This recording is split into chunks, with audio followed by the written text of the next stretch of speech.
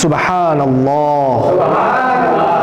কিয়ামতের দিন 7 শ্রেণী মানুষকে আল্লাহ রাব্বুল আলামিন আরশের নিচে ছায়া দান করবেন।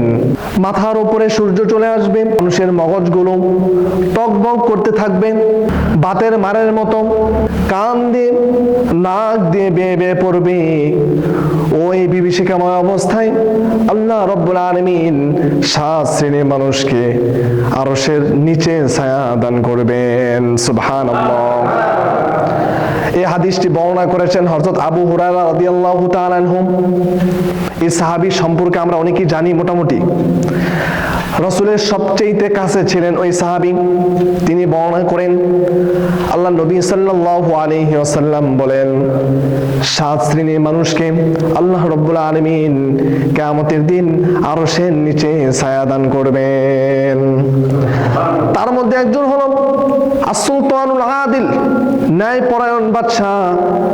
আল্লাহ রাব্বুল আলামিন যাদেরকে ক্ষমতা দিয়েছেন মানুষের সেবা করার জন্য, জনগণের সেবা করার জন্য, আল্লাহ রাব্বুল আলামিন মেম্বার বানিয়েছেন, চেয়ারম্যান বানিয়েছেন, এমপি বানিয়েছেন, মন্ত্রী বানিয়েছেন।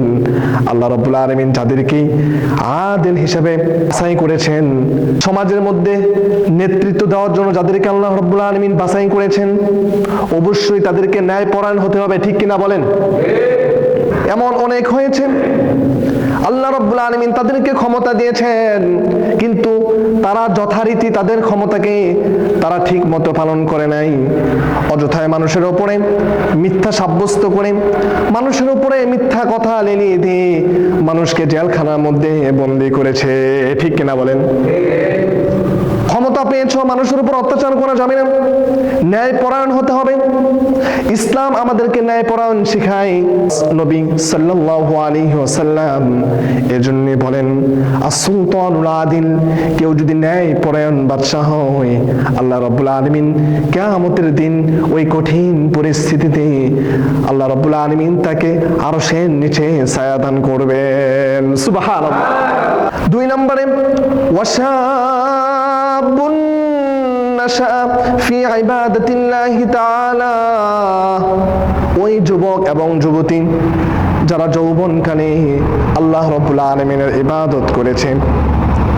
যৌবনকালে কেউ যদি আল্লাহ রাব্বুল আলামিনকে একটা সেজদা দেয়, বৃদ্ধ বয়সে 100 সেজদা দিলে যে সওয়াব, যুবককালে যুবতীর সময় ওই কালে কেউ যদি একবার আল্লাহ রাব্বুল আলামিনকে সেজদা দেয় তাহলে ওই বৃদ্ধকালে 100 সেজদার চাইতেও বেশি দামি। সুবহানাল্লাহ। যৌবনকালে ইবাদত আল্লাহ রাব্বুল আলামিন পছন্দ করেন। এই জন্য এই যৌবনকালটাকে নামাজ, রোজা, ইসলামের বিধিবিধান সম্পূর্ণ পালন করতে হবে। আমরা যদি আমাদের এই যৌবনকালটাকে সুন্দর করে আল্লাহ রাব্বুল আলামিনের জন্য পালন করতে পারি, আল্লাহ রাব্বুল আলামিন আমাদেরকে কিয়ামতের দিন আরশের নিচে ছায়া দান করবেন। সুবহানাল্লাহ। 3 নম্বর হলো ওয়ারাজুলুন কলবুহু মুআল্লাকুন বিল মাসাজিদ, যার অন্তর সব সময় মসজিদের মধ্যে লেগে থাকতো। আমাদের সমাজে এমন অনেক মানুষ আছে মসজিদ এবং মাদ্রাসার কাজে সবার আগে থাকে। ঠিক কিনা বলেন? এই ধরনের মানুষকে আল্লাহ রাব্বুল আলামিন আরশের নিচে ছায়া দান করবেন। সুবহানাল্লাহ। সে যখন নামাজ পড়ে, নামাজের পর ব্যবসার কাজে যখন চলে যায়, তখন সে চিন্তায় থাকে কখন জোহরে আজান হবে, আবার কখন আমি মসজিদে চলে যাব। জোহরে নামাজ পড়ে ব্যবসার মধ্যে যখন চলে যায়, আবার তার মধ্যে চিন্তা আসে আবার কখন আসরে আজান দিবে, আসরে নামাজে যাবে। সব সময় তার দিল মসজিদের মধ্যে লেগেই থাকে। যখন দেখে কোথাও মসজিদে নির্মাণ কাজ হচ্ছে, সবার আগে গোপনে সেই ব্যক্তিটা দান করে। সুবহানাল্লাহ। এই ধরনের ব্যক্তিকে আল্লাহ নবীজি সাল্লাল্লাহু আলাইহি ওয়াসাল্লাম বলেন কিয়ামতের দিন আল্লাহ রাব্বুল আলামিন ওই ব্যক্তিকে আরশের নিচে ছায়া দান করবেন। সুবহানাল্লাহ। 4 নম্বরে ওয়ারাজুলানি তাহাব্বা ফিল্লাহি ইজতামা আলাইহি ওয়া তাফাররাকু আলাইহি। চতুর্থ পর্যায়ে, চতুর্থ নম্বরে আল্লাহ নবীজি সাল্লাল্লাহু আলাইহি ওয়াসাল্লাম বলেন, যে ব্যক্তি মানুষকে আল্লাহর জন্য ভালোবাসবে, একটা আলেমকে ভালোবাসবে, কারণ সে ব্যক্তি মানুষকে সৎ কাজে আদেশ করে এবং অসৎ কাজে বাধা প্রদান করে, সে ব্যক্তি মানুষকে বোঝায়। ভালো মানুষ একজন আলেমকে যারা ভালোবাসবে, কার জন্য?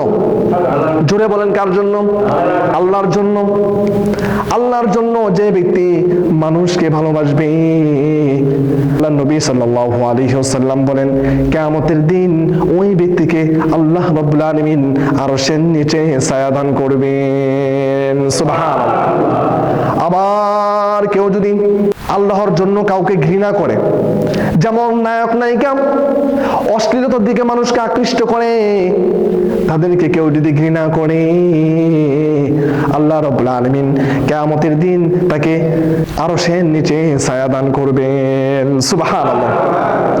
এবার আসেন পঞ্চম পর্যায়ে। আল্লাহ নবী সাল্লাল্লাহু আলাইহি ওয়াসাল্লাম বলেন, ওয়ারাজুলুন যাকারাল্লাহ খালিয়ান ফাদাত আইনাহু। ওই ব্যক্তি যে আল্লাহ রাব্বুল আলামিনকে ভয় করে, তার সামনে যখন খারাপ কিছু চলে আসে, তার চক্ষুটাকে নিচু করে নেয়। রাস্তা দিয়ে যখন চলে, একটা বেগানা মহিলা যখন চলে হাঁটাহাঁটি করে, আল্লাহ রাব্বুল আলামিনকে ভয় করে তার চক্ষুটা নিচু হয়ে যায়।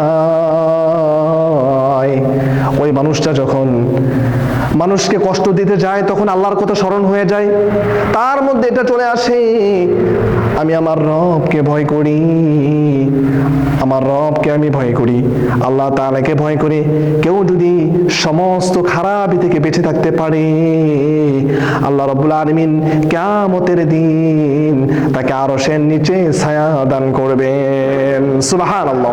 আরেকটা দল হলো 6 নম্বরে আল্লাহ নবী সাল্লাল্লাহু আলাইহি ওয়াসাল্লাম বলেন, ওয়ারাজুলুন দাআতহু ইমরাতু যাতু মানসাবিন ওয়া জামাল। একটা উচ্চ বংশীয়, মর্যাদাপূর্ণ, উচ্চ বংশীয় একটা মহিলা, একটা মেয়ে যখন কোনো যুবককে আকৃষ্ট করে, তাদেরকে বলে, যখন কোনো যুবককে বলে আসো তাদের সাথে কুকাজ করার জন্য তাকে আহ্বান করে, তখন সেই ব্যক্তি তাকে বলে, ফাকালা ইন্নী আখাফুল্লাহ, নিশ্চয় আমি আমার রবকে ভয় করি। হযরত ইউসুফ আলাইহিস সালাম, জুলেখা যখন তাকে বলল তুমি আমার সাথে কুকর্মে লিপ্ত হও, তখন তিনি জুলেখাকে বলল, ফাকালা ইন্নী আখাফুল্লাহ, আমি আমার রবকে ভয় করি। সুবহানাল্লাহ।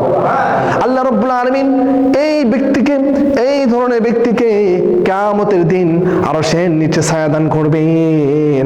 ওই যুবতীকে আল্লাহ রাব্বুল আলামিন কিয়ামতের দিন আরশের ছায়ার নিচে ছায়া দান করবেন। যখন কোনো ছেলেরা তাকে কুকাজ করার জন্য আহ্বান করে, তখন ওই মহিলা, ওই মেয়ে তাকে বলে, আমি আমার রবকে ভয় করি। সুবহানাল্লাহ। এই ধরনের মানুষকে, এই ধরনের যুবক যুবতী, মহিলা এবং পুরুষকে আল্লাহ রাব্বুল আলামিন কিয়ামতের দিন আরশের নিচে ছায়া দান করবেন। সর্বশেষ 7 নম্বরে আল্লাহ নবী সাল্লাল্লাহু আলাইহি ওয়াসাল্লাম বলেন, ওয়ারাজুলুন তাসাদ্দাকা বিসাদাকাতিন ফাআখফাহা হাত্তা লা তা'লাম শিমালুহু মা তুনফিকু ইয়ামিনুহু। ওই হাত, যে হাত ডান হাতে দান করে কিন্তু বাম হাত জানে না। আজকে দেখা যায় এমন অনেক মানুষ আছে, গরিব মানুষকে যখন দান করে, মানুষকে যখন শাড়ি বিতরণ করে, ফেসবুকে লাইভ করে মানুষকে সবাইকে জানায়। এই ধরনের মানুষ আছে না নাই? মানুষকে যদি লোক দেখানোর জন্য হয়ে যায়, তাহলে তুমি যে দান করলা কোনো লাভ হলো না। প্রকাশ্যে দান করাও সওয়াব, গোপনে দান করাও সওয়াব। প্রকাশ্যে দান করা কখন সওয়াব হবে? যখন আপনি অন্য কাউকে উদ্বুদ্ধ করার জন্য আপনি দান করবেন, আবার অনেকেই দেখে আপনার দেখা থেকে সেও দান করবে, এমন যদি হয় এই ক্ষেত্রে জায়েজ। আর যদি মনের মধ্যে এমন থাকে মানুষ আমাকে দানশীল বলবে, তখন আপনার এই দানটাও হারাম হয়ে যাবে। ঠিক কিনা বলেন? এই জন্য দান করতে হবে, গোপনে দান করতে হবে। আল্লাহ নবী সাল্লাল্লাহু আলাইহি ওয়াসাল্লাম বলেন, আল্লাহ রাব্বুল আলামিন যারা গোপনে দান করে তাদেরকে ভালোবাসেন, তাদেরকে পছন্দ করেন। কিয়ামতের দিন ওই গোপন দানকারীকে আল্লাহ রাব্বুল আলামিন আরশের নিচে ছায়া দান করবেন। সুবহানাল্লাহ। এই জন্য সব সময় এমন ভাবে চলতে হবে, এমন ভাবে থাকতে হবে যাতে করে আল্লাহ রাব্বুল আলামিন আমাদেরকে আরশের নিচে ছায়া দান করে। এই যে 7টা গুণ বললাম, আল্লাহ রাব্বুল আলামিন আমাদেরকে এই 7টা গুণের উপরে আমল করার তৌফিক দান করুন। সকলে বলে আমিন।